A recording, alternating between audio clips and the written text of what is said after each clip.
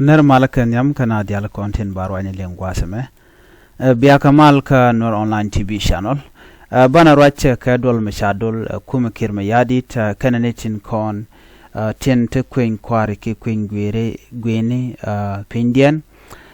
kwardan la chairperson dung National Election Commission NEC jom chikana lat lo eta chikana wulat kadob dana dong de mal de jata inkaja ke de queen kwarde lat kaja ban jo me ban jo kulinga gwan go nguma jikem yadit chikana lat kana jen kana netin content National Election pindian ke queen kwarme de lat ban jelin kaja lerama kan kono ni ame jiram didit gore jen wo jendere nywa nasun ko ken an walla shanka jandangro ka pay bakal ron kina dangro widi jandangro de ban joma ban jelinga go ka do danen chaja non kaja dolan shadol kiir mayardit kana netin kon tela kwar kuma ka tente kwen pindian ke kwar kuma men kwen pindian ke de kwen te kadian la National Election Commission NEC the National Election Commission kanitin kon tin lat kamal katidian ke lat ke queen katidian ano ba queen kware ba jala da kan be larona ke do bran ci kan wi ke jeno sha ngwane sha ka fulfill ke din dial content de queen kwade lat ke ja ka jom sha ko lat gwaseme waje ka kiir mayardit kana honorable professor akol chala do shiem gwa ko kan raiken ka duop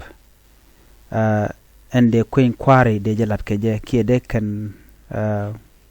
election ke queen kware de kan rikkeja ki de kan kwal ke je ko jan dob dan la lat ke la plan la kalat ke ngoda kan mo kan talk no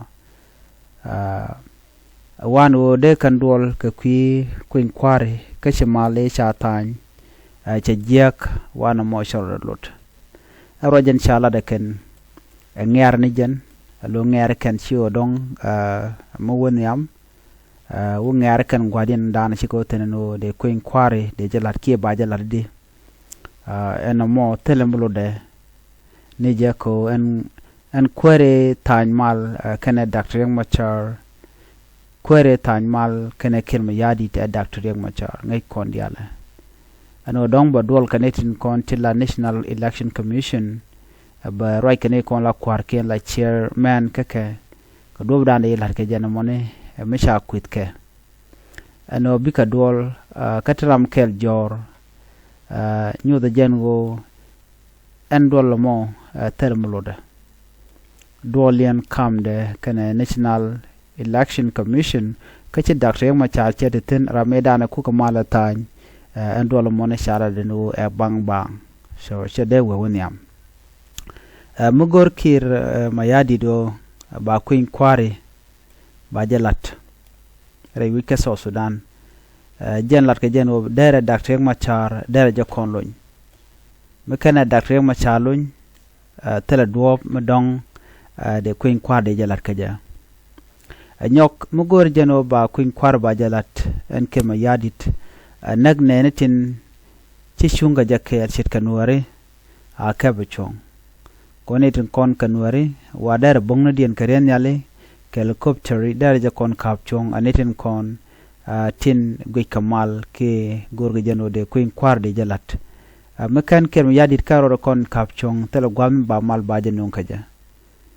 jome mgoliang nyok bane chalado mugor jen go ba queen kwar ba jalat ene dialtin chayan ke chak ko tene tila chakane ke ka dong tika bonda dian chikanete konde la jikuma spela yo yana ka lora bang ka do mi tele reason menyo den go de ramme de jeyen en yen Dr. Riek Machar ka jan jo lin kono me gwade chikere yenten kit ya jo jano shagan ne Dr. Riek Machar ka wajen use jala scapegoat ke use jala ramim ba duer dial ba kon nok jode chang tele duer mishala Dr. Riek Machar ba jo kweno Dr. Riek Machar te ke duer jan do bdan la lat ke ram je ko gor jan wo bi queen kware ba pakia do dan dara pat ke je mi cha kuin kwar cha jalat so cause jen dan leta ma ka wude shal ka me kir mayardit gor ne do and dan en ba kwar ba je kan ke je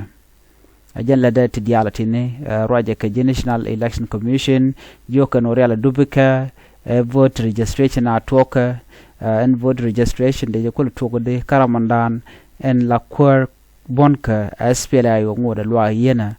kana ne ka diatila officially no so man chala de kir mayardit adwer no mo cha kir mayardit cha je ko dwerten gwada me kuma kir mayardit ano tele je duomi yena doctor yak machar no dere kulat cirke melade jeno te doctor yak machar te ke tet ko nagudu machal ke majur no de kon gujeno na me kai kodi kor me tuoga kendinya me chi ko kori kana to ka shanga rawde shwaga joga Nuer waya men o yen gardich no nga national force ke unified force abre we can answer in a state chikir jo jang ne te ba disarmament ba je been carried out chwe jong ni Johnson lo nyan wo be mej ko kep ka national kongrale ke kong shorale no chu kana mo chu kan real kan ba mej Nuer ba ka ba na mo chu ben backfire ko wade dan ko to ga je me ba wiyara du ba ja kep ci konte diale kon choren la ci kon kanen wona kan na gut kamen shal ke majur jarol majur kan Nuer ngwan tishi yeken ted nyane shange dan shit ke information mi shangun wudin shal ke Michael makwelwet kan ne ke jikware kan lar kan ci kan lar no ne di shop ko kudang wan ci ke liu en ka de nyeken no ka chu kir mayardit chon wari obnang nyok ke helicopter re wuj boko ke chemical men kwalat gwase me kan doctor yek machar kana konloñ andol kir mayardit kan netin kontin la national election commission nyu the jenu melet kan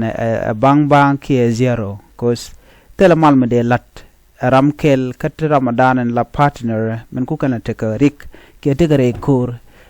tere tijen na mo shede tok ajena kwal ku der ka ji international community kan Africa Union no ke ji European Union ke IGAD Intergovernmental Authority and Development chana mo chaje ku dwerten point e kir mayardit chajo gono china mo chede tok amat